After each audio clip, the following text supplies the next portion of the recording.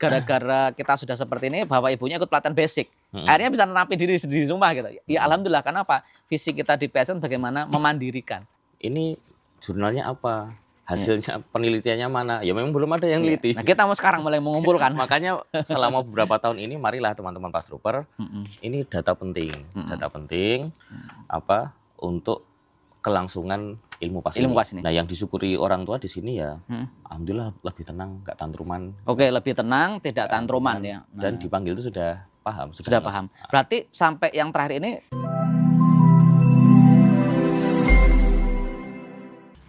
Assalamualaikum warahmatullahi wabarakatuh. Salam jumpa, salam ketemu lagi bersama saya Anjera Arisanto. Masih di Pas Alkasau TV. Nah, teman-teman bagaimana kabarnya nih? Nah, semoga teman-teman sekalian tentunya dalam keadaan sehat walafiat, kemudian dalam keadaan iman, dalam semangat juga beramal solih. Amin. Pada kesempatan pagi hari ini, di sini posisi syuting kita lagi pagi-pagi ya, kita akan membahas topik yang menarik ya, berkenaan dengan keilmuan kita, dan semoga dengan sharing kita, sebagaimana seri-seri sebelumnya, kita sudah membahas benjolan, kita sudah membahas tentang autoimun, kita membahas dan ada beberapa topik yang lainnya, bisa semakin memperkaya khasanah keilmuan Pas Alkasau. Nah, pada kesempatan kali ini saya ditemani oleh tim dari Pas Pusat. Nah, Ustadz Adi Bayu Nugroho, MPDI, apa tuh? Jangan kasih perjuangan. Ini soalnya gelarnya panjang beliau ini ya. Nanti mungkin kita sedikit kulik ya, kenapa beliau jadi tertarik ke sini. Jadi sebenarnya ini termasuk sosok yang salah jurusan sebenarnya. Saya juga salah jurusan, psikologi kenapa jadi terapi gitu kan. Tapi tidak bermasalah. Nah, di kesempatan kali ini kita akan bahas untuk masalah-masalah anak. Ya, kalau kemarin kita membahas yang dewasa-dewasa. Nah, topik hari ini berkaitan dengan ASD ya. ASD ini saya biar ada kepekannya aja ya. Saya sampaikan bahwa ASD adalah, ini soalnya istilah baru ya, karena sebelumnya kan hanya namanya autis waktu saya sekolah dulu. Nah, sekarang di DSM 5, di kitabnya teman-teman psikolog ya, itu disebut sebagai Autism Spectrum Disorder. Nah, dan ini adalah permasalahan kesulitan interaksi sosial, ya, komunikasi, pola perilaku, minat yang terbatas repetitif ya. Jadi kalau kita bicara autis ini, dia berfokus pada permasalahan sosialisasi gitu. Jadi anak-anak autis, anak berkebutuhan khusus ini, dia kayak seperti punya dunia sendiri ya, sehingga dia ketika berkomunikasi itu kayak, loh ini kok kayak nggak nyambung, seperti itu. Kadang cita-citanya seperti itu, dipanggil kok tidak merespon, komunikasinya juga terbatas gitu. Tapi dia sebenarnya ahli di bidang tertentu gitu. Kita juga lihat dalam sejarah ya, ada bahkan dokter hewan yang itu adalah orang autis yang sangat luar biasa. Terus kemudian ada juga dokter bedah ya, yang itu adalah orang autis yang itu sangat ahli dalam membedah.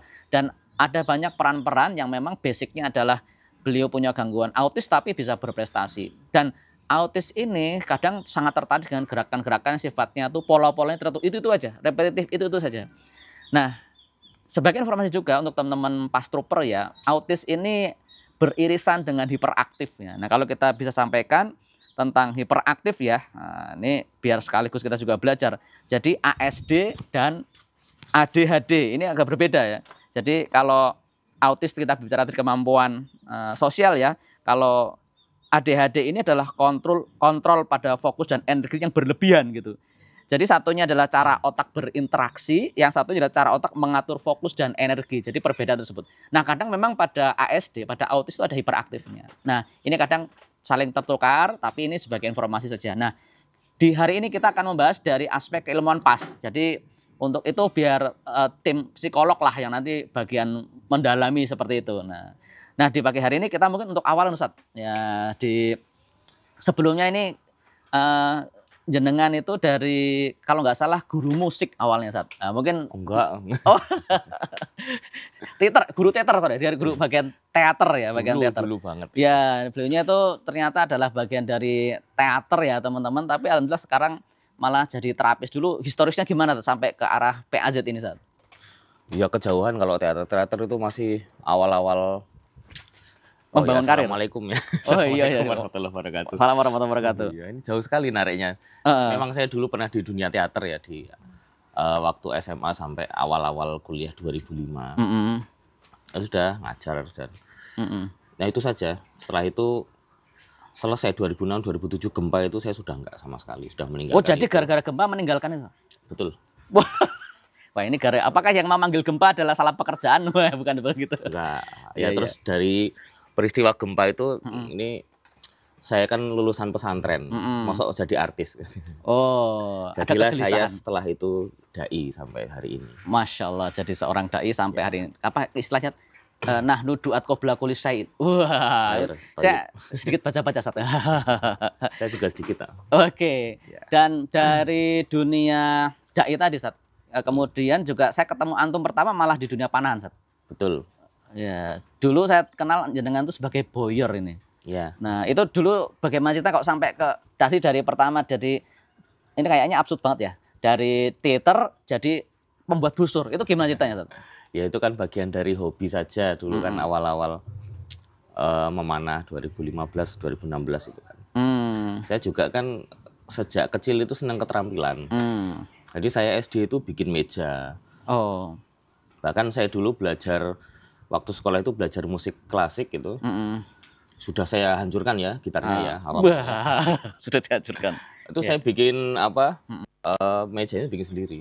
Oh, untuk meja yang buat apa? Baca partitur ya? Iya betul. Masya Allah. Artinya sejak SD itu saya sudah senang keterampilan. Nah di dunia panahan saya pun tertarik untuk membuat busur waktu itu. Mungkin ada klien-klien antum ini yang lagi nonton. Apa kabar busurnya sekarang? Ada yang masih dipakai sampai sekarang. Oh, iya. Udah berapa tahun? Hampir 10 tahun loh. Sudah 10 tahun ya. Itu di dunia busur. Dari dunia busur. Kemudian saya lihat antum, wah ini sampai jadi peternak sugar glider. Nah itu kayak di loncat-loncatannya itu. Ya itu di luar ya, jadi kan kehidupan itu ada yang utama saya sebagai dai, gitu kan.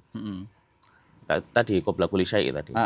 Kemudian dunia belajar, dunia akademisnya itu apa? Dunia akademis juga ngajar. Ya. Dunia akademis saya sejak 2005 ya kuliahnya pendidikan semua.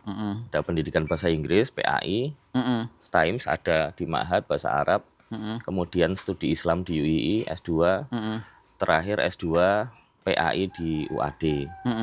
Pendidikan semua. Pendidikan semua. Apakah berkecimpung di pendidikan? Pernah. Ya, pernah. Tapi sekarang antum juga mengajar loh di pelatihan basic online loh. Iya. Itu masih pendidikan loh, Tat. Bahkan beberapa ada sekolah yang selalu nawari itu. Saya belum bisa. Baik jadi guru maupun jadi ada yang kepala sekolah juga. Oke, sampai ke arah peternak tadi, Tat. Ya. Kalau peternak itu saya menyadari bahwa peternakan, pertanian itu basic kehidupan yang bagi saya wajib. Saya harus tahu, saya harus bisa, dan harus saya wariskan kepada anak cucu. Termasuk ilmu saya bilang itu ilmu primer lah. Apa aja yang antum pengalaman pernah menternak itu apa aja selain sugar glider itu, Tat? Ya burung, ayam, ya yang karena nggak punya lahan ya, karena nggak punya lahan ya taunya yang bisa dipelihara di rumah saja. Ya peternak kecil-kecil begitu. Termasuk ternak cacing, Tat? Cacing pernah. Kemudian dulu waktu tahun berapa ya? Belum nikah. Saya belum nikah itu ternak hamster. Hamster. Iya, belum nikah tahun-tahun. Saya lupa itu tahunnya berapa. Tapi saya ingat betul itu saya belum nikah. Saya nikah 2012 ya. Nikah lagi kemarin 2000. Oh iya. Wah, ini bahaya kalau ini sampai sana. Saya masih istiqomah. Jadi dunia peternakan itu saya sebelum nikah itu saya sudah punya ketertarikan sih. Ketertarikan, Masya Allah. Dan termasuk di Ayub, Tat. Ayam kan juga yang dulu awal-awal menginisiasi termasuk Magot itu kan jadi dari jenengan gitu loh. Ya. Nah, itu saya sampai heran tuh jenengan tuh belajar ternaknya di mana? Sekolahnya nggak nyambung, terus aktivitas sehari-hari guru juga tidak nyambung, apalagi sekarang sebagai terapis tapi di rumah sehari-hari malah justru aspeknya kasih makan ayam. Iya. Ternak, mau ini Magot dan sebagainya. Itu dulu belajarnya gimana, Sat? Kalau ya belajarnya sekarang kan apalagi sekarang kalau dulu belum ada YouTube. Itu cara belajarnya ya datangi peternak langsung. Kalau sekarang kan semakin mudah ya. Lihat YouTube itu sudah bisa. Dan tentu juga datangi peternak juga, tetap itu saya lakukan. Kemudian ya tentu trial error ya, uji coba. Saya uji coba pakan ayam itu berkali-kali. Saya nyampur sendiri, bahan-bahan nyampur sendiri. Beli jagung sendiri juga. Ini bagus. Terus saya coba ganti, ternyata nggak bertelur. Saya coba ganti, ternyata telurnya pecah, cangkangnya empuk gitu. Dan ya, pokoknya begitulah. Dari trial error. Dari uji coba juga. Nah gitu. Nah teman-teman sekalian, ini kenapa saya mengulik dulu aspek dari sininya, karena teman-teman sekalian kan banyak yang beranggapan Ustadz. Jadi kalau seseorang itu pengen terapi itu berpikirnya latar belakangnya harus punya apa itu dari sisi aspek medis, apakah dia harus dari aspek yang memang sifatnya pendidikannya di kesehatan. Tapi mohon maaf ya, dari beberapa pengalaman tidak selalunya kok gitu. Dan bahkan sambil kita hidup sebagai seorang terapis, kita tetap bisa lakukan aktivitas-aktivitas yang lain gitu. Jadi berapa aspek peran dalam kehidupan dia tetap mampu untuk menjalannya di samping dia seorang terapis juga, Ustaz. Nah, tapi biar tidak terlalu molor nih, kita masuk ke topik utamanya berkenaan dengan autis. Nah, nanti di sini Ustaz Bayu akan sharekan dari pengalaman beliau praktek ya di kantor Pas Pusat, karena beliau juga bagian dari leader terapis di Ayub Camp ya untuk terapis. Teman-teman yang memang pernah ke Ayub Camp dan mungkin menghantarkan saudaranya ataupun relasinya terapis, insya Allah bertemu sama beliau. Mungkin yang kasus yang pertama Ustadz mungkin bisa di-sharekan, mungkin kalau namanya pakai inisial saja. Jadi ya inisial, usia, dari kota mana, terus apa progresnya. Mungkin yang pertama Ustadz. Oh ya, untuk tambahan, kalau latar belakang terlama saya itu kan di dunia umroh haji sebenarnya. Wah iya betul. Jadi nggak ada hubungannya semua ya. Iya nggak ada hubungannya. Loncatnya banyak banget ya sampai ke Mutawif. Kalau di dunia pengobatan pun saya mulai belajar bekam 2008-an ini. Ya, 2008, kemudian juga aktif meruqyah juga. Masya Allah, siap. Monggo Ustaz, di autis yang pertama. Ada beberapa contoh. Ini sebenarnya banyak ya, hanya saya ambil beberapa saja yang bisa diceritakan pada pagi hari ini. Nah ini yang pertama, anak berusia 7 tahun, nggak usah disebut inisial, nggak apa-apa juga. Anak berusia 7 tahun, nah ini anaknya besar ini. Saya bacakan dari riwayat pertama terapi. Oh ini ada beberapa lembar ya? Iya, jadi ini beberapa pasien, beberapa klien itu beda-beda riwayat terapinya. Ada yang beberapa kali, ada yang 2 kali selesai, ada yang masih setahun ini masih terus dipantau. Nah, kan kondisi kan beda-beda ya. Mungkin ini Ustaz, jadi sebelum kita masuk, ini teman-teman praktisi mungkin bisa di-sharekan Ustaz, bahwa pentingnya menggunakan rekam pas ini Ustaz. Iya, nah ini penting sekali menggunakan rekam pas. Yang pertama, karena ya basic saya akademisi ya. Ini sangat penting sebagai data. Kita mau bikin jurnal, harus punya data. Salah satunya datanya adalah rekam pas ini ya. Selain itu juga bisa dengan data wawancara. Nah, wawancara kan validasi kan, wawancara dengan data. Sehingga ilmu pas ini betul-betul nanti terkristalisasi ilmunya. Betul. Baik dari sisi praktisinya dan juga dari sisi ilmu secara tertulis. Secara tertulis ilmu, ya. Ya ini tadi secara literasi ya, penulisan ya, betul. Memperbanyak literasi karena ilmu pas ini kan sesuatu yang baru. 2018, 2019 awal-awal munculnya pas, sama sekali belum ada begini. Belum sempat kita memikirkannya.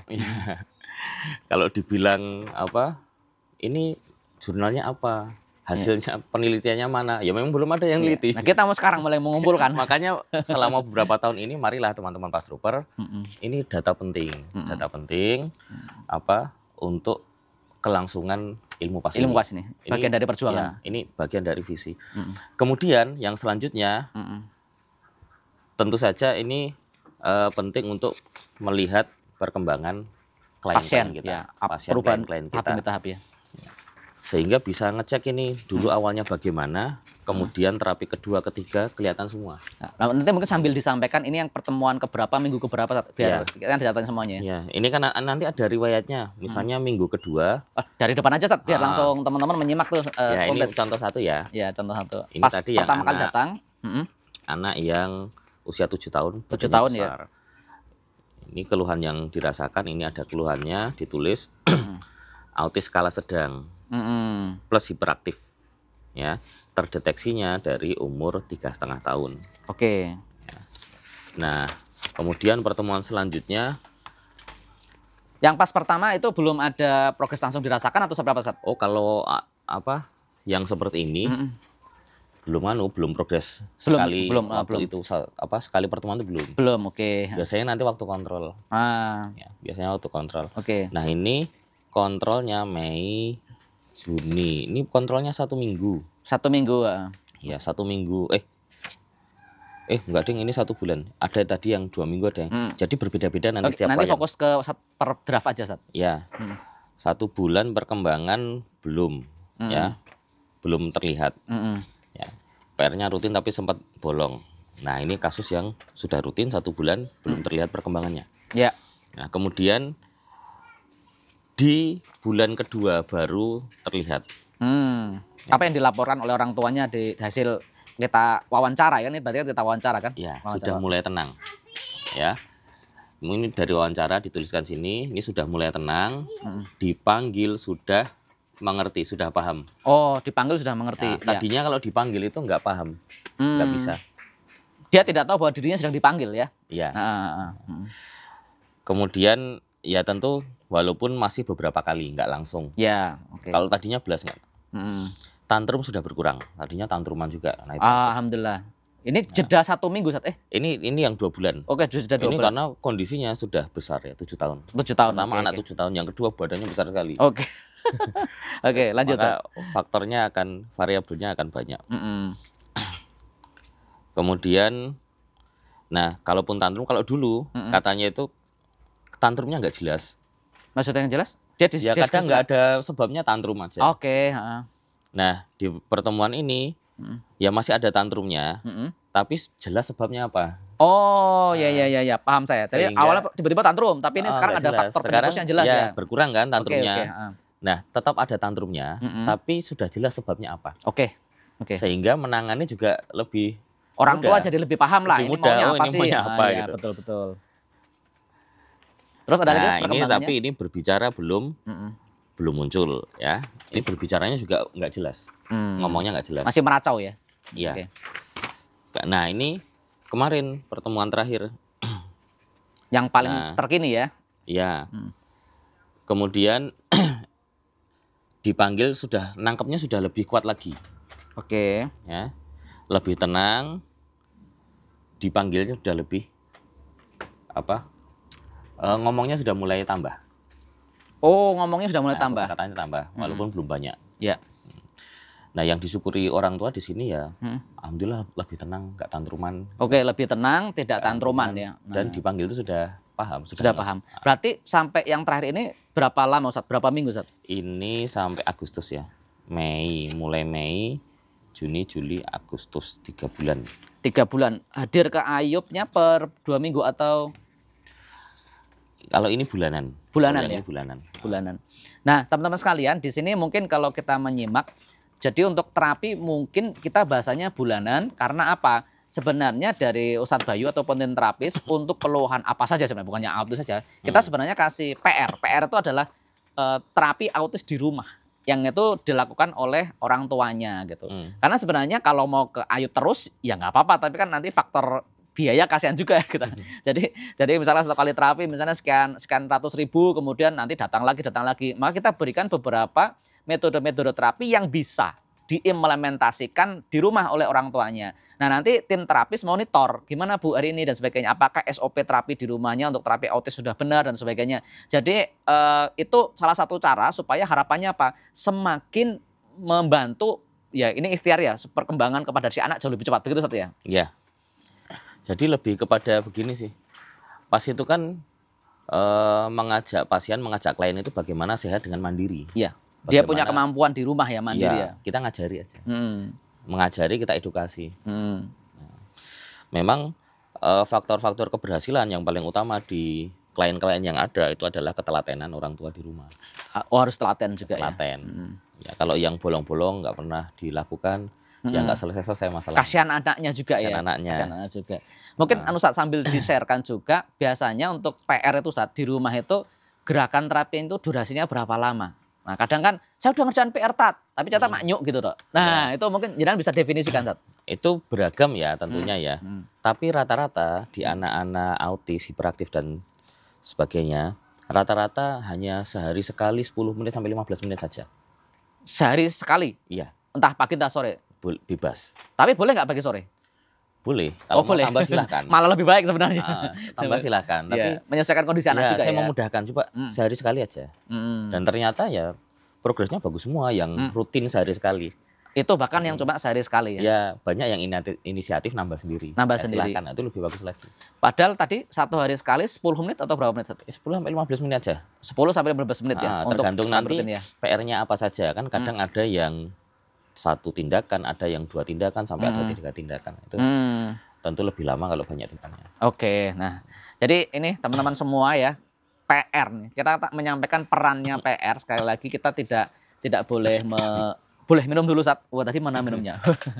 Ya, jadi bisa kita bisa memperhatikan salah satu aspek ya, aspek yang kita harus nasihatkan juga bahwa terapi terutama pada anak berkebutuhan khusus itu melibatkan kerjasama aktif ya, kerjasama aktif dengan pihak orang tua. Jadi ya sebagai terapis senang-senang aja antum datang lagi registrasi lagi alhamdulillah. Tapi akan lebih optimal ketika melibatkan juga kerjasama dengan orang tua. Karena secara fakta anak itu di rumah bersama orang tua jauh lebih lama gitu. Jadi bagaimana kita juga mengedukasi ini loh Bu, di rumah kita bisa sambil beginikan. Ini juga ada metode terapinya sehingga bisa dilanjutkan untuk antara yang dilakukan di tempat terapi sama yang kemudian dikerjakan di rumah. Oke, kasus pertama tadi Ustaz cukup menarik. Kemudian untuk yang study case yang kedua Ustaz. Nah ini umurnya 8 tahun, ini juga udah gede. Yang pertama tadi laki-laki atau perempuan? 7 tahun, laki-laki. Oke, laki-laki. Ini laki-laki juga. Oke. 8 tahun. Ini kurang fokus, aktif, tantruman, pemahaman kurang dalam belajar. Itu jadi 8 tahun. Yang masih laki-laki juga tadi? Tadi ini lebih ke keluhannya lebih ke kurang fokus aja. Oh, kurang fokus ya, oke. Aktif, tantruman, pemahaman dalam belajar itu kurang, lalu memahami itu lambat. Nah, ini pertemuan kedua ini 2 minggu ini. Oh, jeda 2 minggu, oke. Pertemuan kedua nggak maksimal PR-nya, ya masih sama. Oh, ini fokus masih kurang ya jelas, pemahaman masih kurang iya karena belum maksimal. Ini lebih ke kalau saya lihat kemarin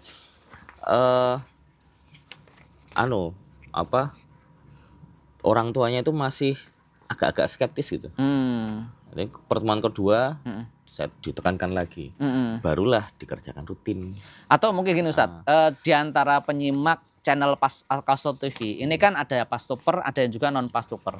Nah biasanya Ustadz itu mengedukasi orang tua untuk keluhan autis itu seperti apa? Misalnya saya anggaplah saya orang tuanya anak yang misalnya qadarullah ada keluhan autis gitu, antum itu seperti apa? Saya sampaikan, Ustadz autis itu gimana Ustadz gitu misalnya?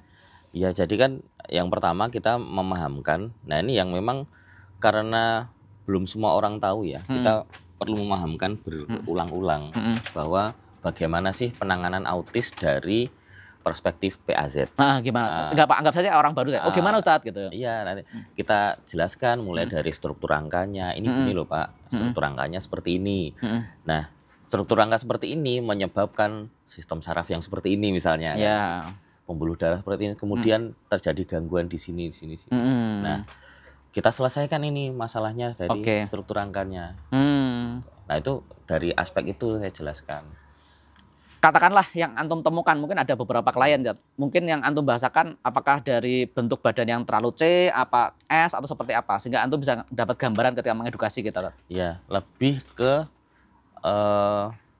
terlalu C, yang paling banyak terlalu C, kemudian tulang ekor terlalu masuk dalam. Kemudian ini punggung, punuk, ke leher ini yang paling bermasalah. Seperti apa misalnya? Ini anak punggungnya terlalu masuk atau seperti apa gitu? Satu terlalu masuk, punuk terlalu masuk. Yang kedua ada tambahan variabel melintir di ruas-ruas punggung, punuk sampai leher. Kemudian apalagi tadi melintir. Ya terus ya kemudian kan jadi kencang semua sini. Sistem sarafnya, pembuluh darahnya. Semuanya sih kalau itu ya. Jadi kencang semua. Jadi ibarat ya ini sudah ketekuk kepelintir gitu. Semakin nekuk semakin kuat. Kenceng tarikannya. Semakin sakit di kepala. Semakin sakit kepala. Nah, itu yang kemudian kita bayanginnya begitu ya. Ya. Kayaknya kepalanya itu penuh sakit sehingga dia mau ngomong nggak bisa, ada tantrum gitu kan. Iya.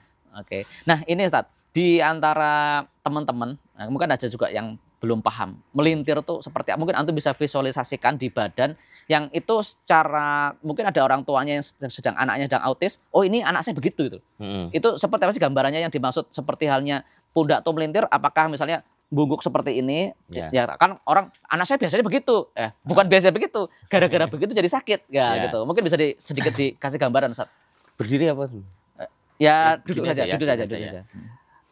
Nah, melintir ada beberapa ada beberapa bentuk ya. Satu melintir keseluruhan. Jadi badannya yang satu miring ke sini, yang satu miring ke sini. Kelihatan banget waktu dia duduk sudah nggak balance ya gitu. Kalau yang orang yang parah melintirnya itu kelihatan banget, orang awam pun lihat kamu kok jalannya miring-miring sih. Oh, dari cara berjalan dilihat? Ya kelihatan. Kalau orang awam udah bisa lihat. Sayangnya yang seperti ini nggak banyak, yang terlalu melintir banget. Kadang sini lebih tinggi sedikit. Oh, lebih tinggi bahunya, satu. bahu kanan sama bahu kiri tidak begitu. Itu padahal posisi duduk atau berdiri saat kelihatannya? Ya duduk, berdiri kelihatan. Jadi sebenarnya orang tua bisa lihat, ini kok bahu kanan sama kiri pada anak autis kok tidak balance gitu kan ya? Bisa jadi itu. Nah, yang nggak kelihatan, yang luput dari perhatian itu posisi ini, posisi punggung ke lehernya yang terlalu masuk terlalu gini. Tahu terlalu kayak leher kura-kura lah mungkin ya, terlalu kelihatan keluar banget ya. Terus punuknya nggak teraba, terlalu dalam.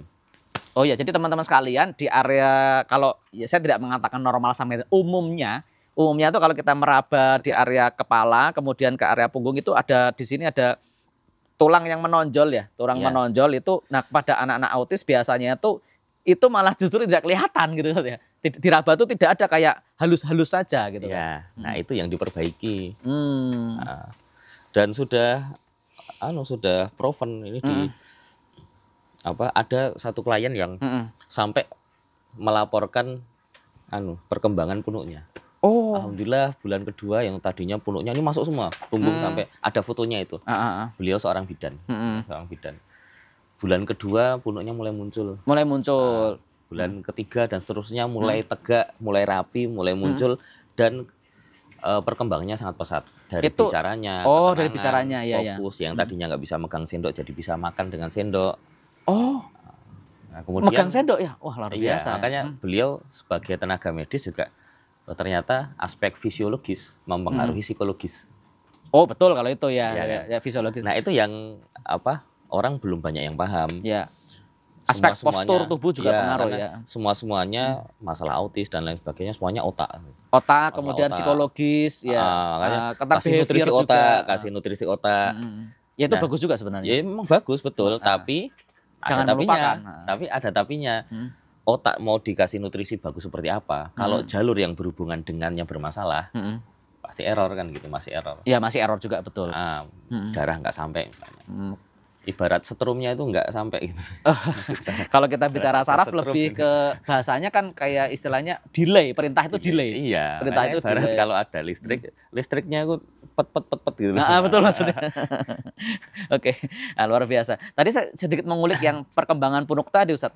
Ternyata itu laporan dari orang tuanya bahwa anak yang tadi punuknya itu bermasalah ya. Setelah ada perkembangan punuknya mulai teraba, terjadi perbaikan dari salah satunya. Sebenarnya aspek dia tuh bisa berbicara, komunikasi gitu. Apakah beliau menyampaikan misalnya secara perbedaannya itu seperti apakah dia pelafalan hurufnya jadi lebih jelas, apakah dia ngomong jadi lebih banyak atau apa yang beliau ceritakan? Sudah semua, kosakata nambah, pelafalan tambah. Kemudian merangkai kalimat sudah tambah.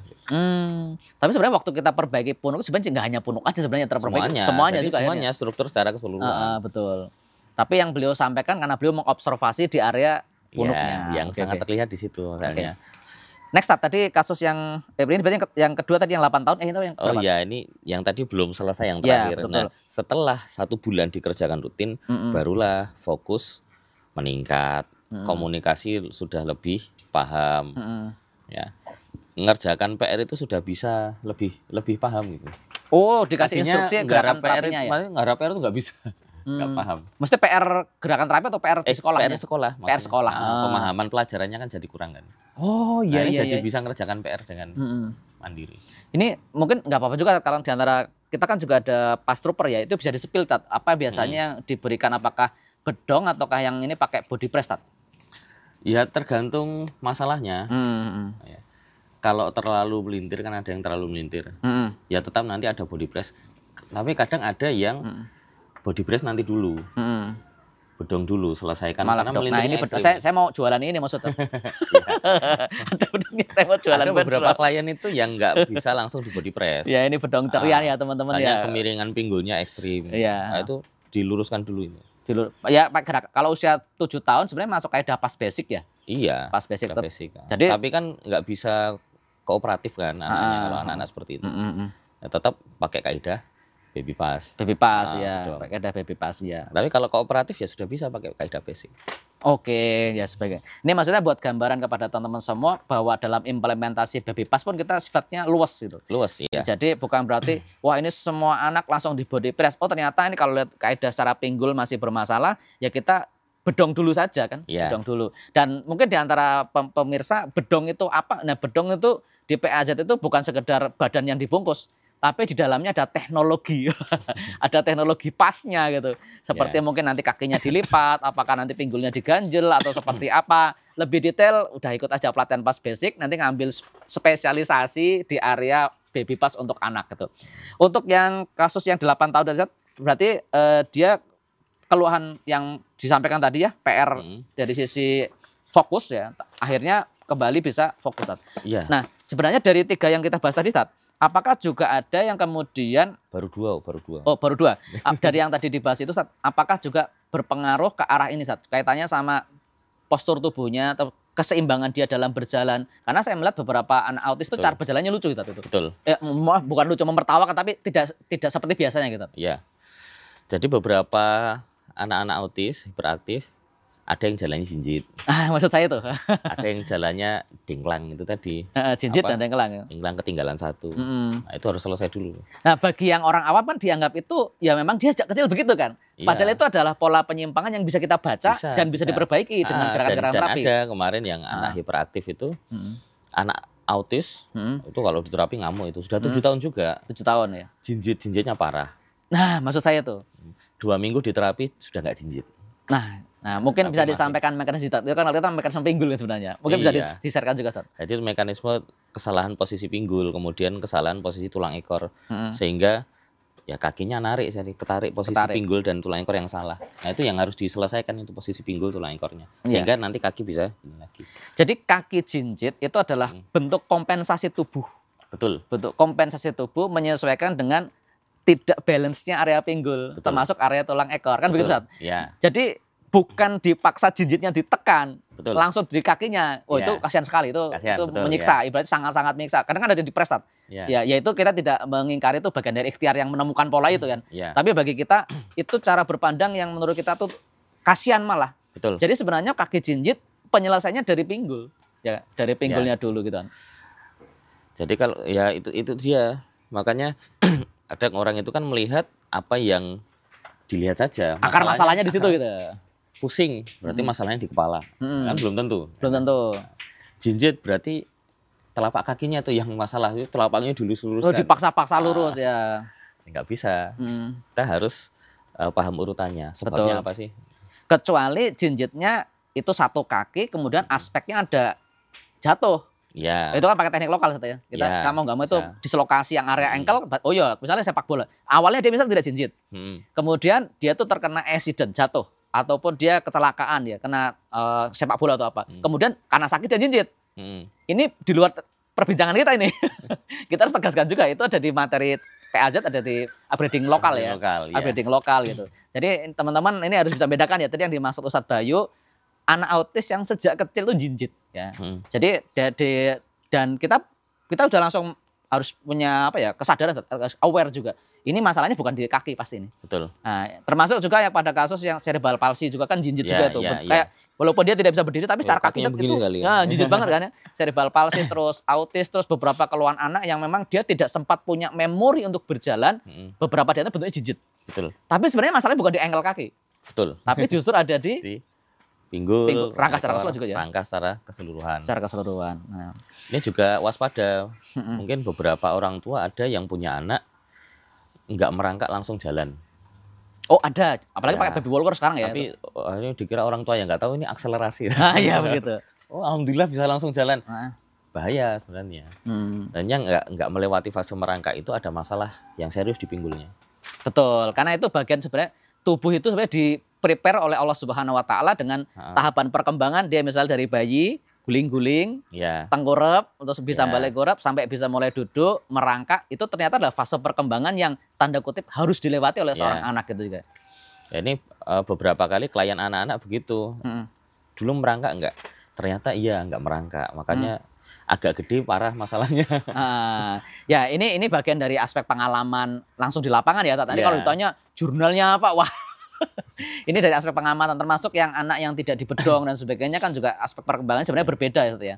Ya, oke, mungkin dilanjut yang di study case ketiga Ustadz. Ya, ini sebenarnya study case-nya jadi banyak tadi ya, yang tidak sesuai ini ya maksudnya. Oh, enggak apa-apa sambil jalan. Ini yang sesuai yang saya bawa ada lagi. Nah, ini cuman berapa kali pertemuan ini ya? Ini cuman 3 kali pertemuan terakhir kemarin. Ini saya bawa 2 saja. Usianya Ustadz?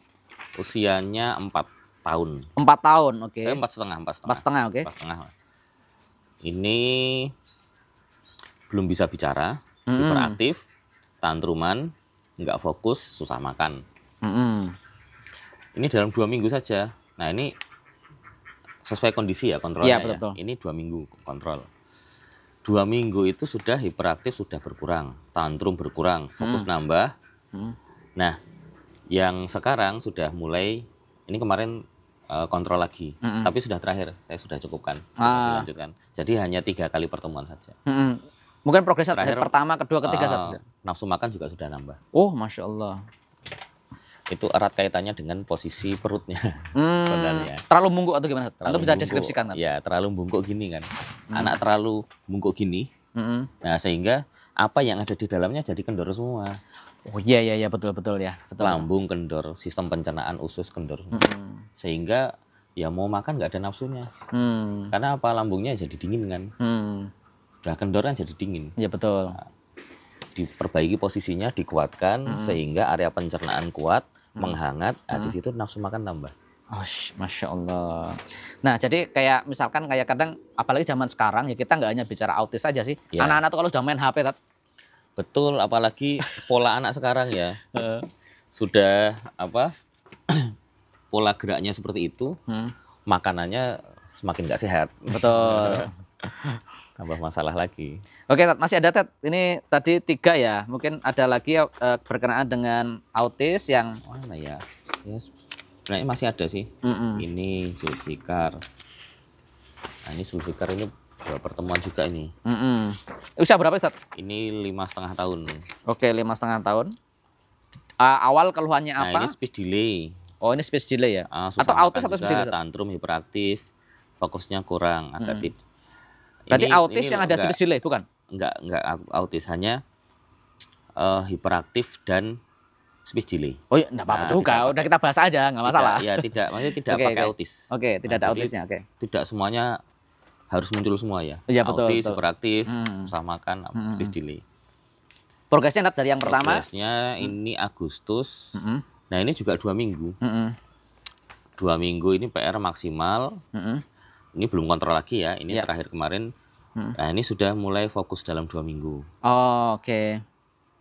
Kemudian lebih kalem. Ya. Kemudian kosakata ketika bertanya itu sudah nambah. Tapi emosinya masih belum stabil. Oke, 2 minggu lah, masih ada waktu lah insya Allah. 2 minggu, artinya kan 2 minggu secara grafik kan naiknya sudah bagus. Ya.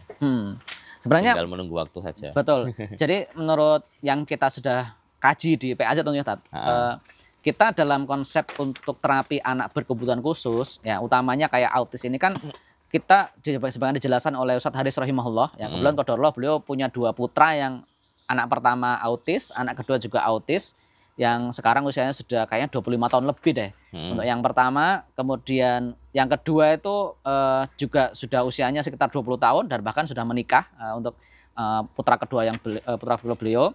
Dan beliau mengambil kesimpulan bahwa jangan kita itu sebagai orang tua ataupun ya orang tua yang diberikan amanah anak spesial ya, dengan karunia Allah yang dia tuh mungkin nanti jadi salah satu stok pahala buat dia nanti di akhirat itu dengan keluhan autis ini.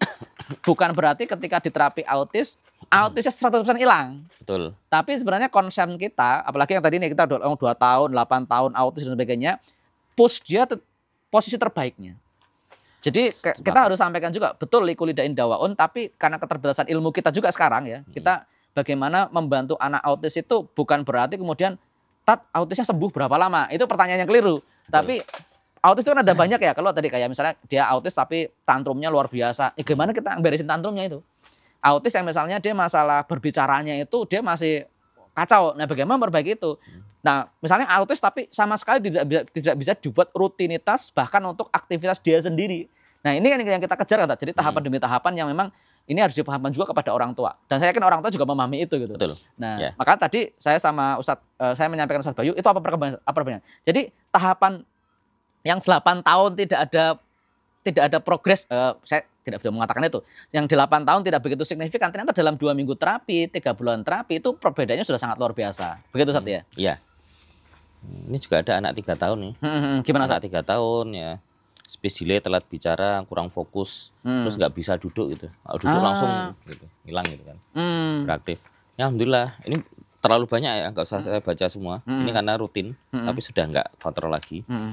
Nah ini di pertengahan ini sudah bisa duduk lama, tenang gitu kan. Tenang, fokus ya. Fokusnya bertambah, mulai jelas bicaranya sudah hiperaktif sudah berkurang. Jadi secara umum semuanya meningkat. Ya. Ini terakhir kontrol 5 Juli ini.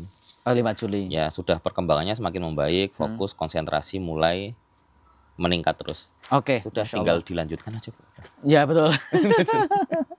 Karena apa ya, teman-teman sekalian, ini tadi kenapa putus kemudian tidak lanjut dan sebagainya itu kan kembali kepada orang tua ya. Iya. Kalau memang bahkan ada yang gara-gara kita sudah seperti ini, bapak ibunya ikut pelatihan basic. Akhirnya bisa menapi diri sendiri di rumah gitu. Ya alhamdulillah, karena apa? Visi kita di PSN bagaimana memandirikan. Jadi tidak ketergantungan dengan terapis, tapi sebenarnya nggak hanya di autis, semua penyakit ya. Harapannya pasien mengenal permasalahannya, kemudian dia bisa implementasi di dirinya sendiri gitu. Iya, betul. Dan kemarin ada klien yang sudah bagus kan perkembangannya, karena merasa sudah bagus, nah mulai lengah ini. 2 minggu terakhir nggak latihan, balik lagi di sekolah ngamuan, emosian, nggak jelas, tantruman. Akhirnya ya dilatih lagi, kembali lagi. Jadi jangan sampai bolong gitu aja. Iya, karena sekali lagi misalnya ada anak autis yang 8 tahun, kita bicara secara rangkas, strukturnya tuh bentuknya seperti itu. Iya. Ya kita berpikir dalam 1 minggu beres itu ya bukan satu milestone yang masuk akal gitu. Jadi 8 tahun itu kita kompensasi dalam bentuk terapi juga istiqomah, paling enggak ya menyesuaikan lah gitu kan. Kita tidak pernah tahu alokasi kesembuhan di terapi yang keberapa kan seperti itu. Iya, nggak bisa memastikan akan berbeda. Ini udah cukup nih kayaknya. Wah, oke Tat. Intinya kan sudah begitu ya. Ya, kalau mungkin gini Tat, untuk dari pengalaman antum menterapi keluhan untuk ASD, autis ataupun ini tadi kan kita sampai hiperaktif juga, sampai speech delay Tat. Biasanya apa yang antum berikan wasiat kepada orang tuanya berkenaan dengan bagaimana kita kerjasama dalam proses terapi ini, Ustaz?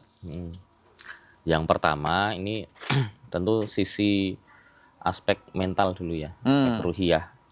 Ya. Yang paling penting pertama orang tua itu harus ridho dulu. Kadang orang tua itu nggak ridho dengan, kok anak saya begini sih. Oh gimana Ustaz? Bisa diuraikan Ustaz? Iya, kok anak saya begini beda dengan anak-anak yang lain. Oke.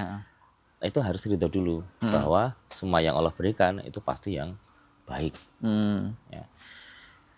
Belum tentu kalau diberikan yang ibu inginkan, bapak ibu inginkan, ibu akan lebih baik. Nah ini yang terbaik dari Allah. Nah itu yang harus ridho dulu. Ya. Kalau tanpa itu sudah nanti prosesnya akan sulit. Yeah. Nah Kemudian dengan penerimaan, dengan ridho itulah selanjutnya tidak membandingkan, sehingga tidak membandingkan dengan anak lain. Dengan anak yang normal ya, yang tidak punya keluhan seperti itu. Iya, jadi nggak boleh membandingkan dengan anak yang lain. Kalau sampai seperti anak itu sampai normal, sampai kapan ya? Nah itu sudah pertanyaan yang salah. Kalau menganggapnya demikian, nanti nggak akan bersyukur dengan pencapaian-pencapaian yang ada. Itu kan dalam 1 bulan yang tadinya lari-larian terus bisa tenangnya luar biasa. Walaupun tanpa obat, Ustaz. Tanpa herbal, tanpa harus ada bagian diinjeksi apapun, Ustaz ya. Iya, walaupun ya nanti kalau dibandingkan dengan anak lain yang normal apalagi berprestasi, sepertinya kayak jauh ya. Ya kejauhan lah. Ya sebagaimana kalau kita membandingkan kondisi kita dengan para sahabat, kejauhan gitu kan. Oh, itu terlalu dalam, Ustaz. Ya, kita sama sahabat. Sama Nabi kejauhan. Ya. Ya intinya nggak boleh membandingkan. Oke, pertama ridho, yang kedua tidak boleh membandingkan. Kemudian itu tadi harus rutin, harus kooperatif dengan terapis juga antara orang tua, ayah ibu Bang Ustaz. Jadi ada peran penting orang tua dua-duanya untuk membantu ini. Betul, semua yang ada di rumah lah. Kan kadang satu rumah ada bulenya juga, kadang ada simbahnya, kadang ada simbahnya yang dia pakai itu masak nggak boleh. Gitu. Betul. Nah, itu harus terjalin kerjasama dulu. Kemudian komunikatif, artinya dengan terapisnya ketika ada masalah sampaikan tanya, ya sampaikan tanya sehingga kok nggak progres Tat, misal begitu ya. Sampaikan aja nggak apa-apa. Nah, kan kita evaluasi. Ya. Ibu bagaimana melakukannya, coba di video. Oh ternyata ada kesalahan. Nah, kita evaluasi. Ibu kurang begini gitu misalnya, kurang turun sedikit sehingga SOP-nya lah kurang tepat ya. SOP-nya kurang tepat. Jangan ketika ada problem jangan kemudian malu bertanya, nggak selesai masalahnya. Padahal itu justru yang kita tunggu untuk kita sama-sama, kan kita kerjasama ya. Kita kan sama-sama membantu si anak gitu. Yang penting konsistennya, istiqomahnya tadi. Oke, ini tips ya untuk Bapak Ibu sekalian yang memiliki anak dengan ya keluhan tersebut. Tapi sebenarnya untuk keluhan-keluhan sakit yang lain juga yang diikhtiarkan dengan metode Pas Al-Kaso ya kurang lebih seperti itu juga Ustaz ya. Termasuk yang keluhan pada orang dewasa itu juga sama, komunikasi dengan kita, terus kemudian bagaimana inventarisasi PR-PR-nya dan sebagainya, dan sebenarnya evaluasinya. Yang penasaran mau lebih lengkap ikut pelatihan basic sebenarnya. Betul. Supaya tahu dasar berpikir kan, logikanya, kemudian bagaimana kenapa tubuh saya dikasih PR seperti ini gitu kan. Itu juga terbuka untuk seluruh kalangan kaum muslimin ya dimanapun berada. Mungkin itu sudah tidak terasa sekitar hampir 1 jam lah kita berdiskusi. Semoga seluruh penyimak Pas Al-Kaso TV tetap penasaran ya, tetap penasaran. Sharekan untuk informasi ini kepada mungkin keluarga-keluarga yang sedang membutuhkan informasi. Karena apa?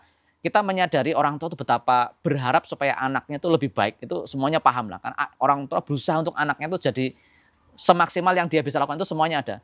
Ada langkah-langkah praktis yang bisa Bapak Ibu bahkan pelajari, bisa sekolah sendiri dengan insya Allah juga biayanya terjangkau gitu. Bisa belajar Pas Basic atau misalkan Ayubkan untuk terapi, itu juga bisa Bapak Ibu tempuh. Nah, terima kasih Ustadz atas waktunya. Nanti mungkin kita akan sharing lagi tapi di topik-topik yang lain, dan semoga bermanfaat. Ingat subscribe bagi yang belum subscribe. Bantu kami 100.000 subscriber. Kalau ketempuh ya nanti jadi 200.000 subscriber. Nah, kalau mungkin video ini diputar-putar lagi ya. Kita cukupkan dulu, dan saya mohon maaf kalau ada kesalahan dalam penyampaian. Kita tutup dan tukar majelis. Subhanakallah wa bihamdika, asyhadu an la ilaha illa anta, astaghfiruka wa atubu ilaik. Assalamualaikum warahmatullahi wabarakatuh. Sampai jumpa di konten berikutnya.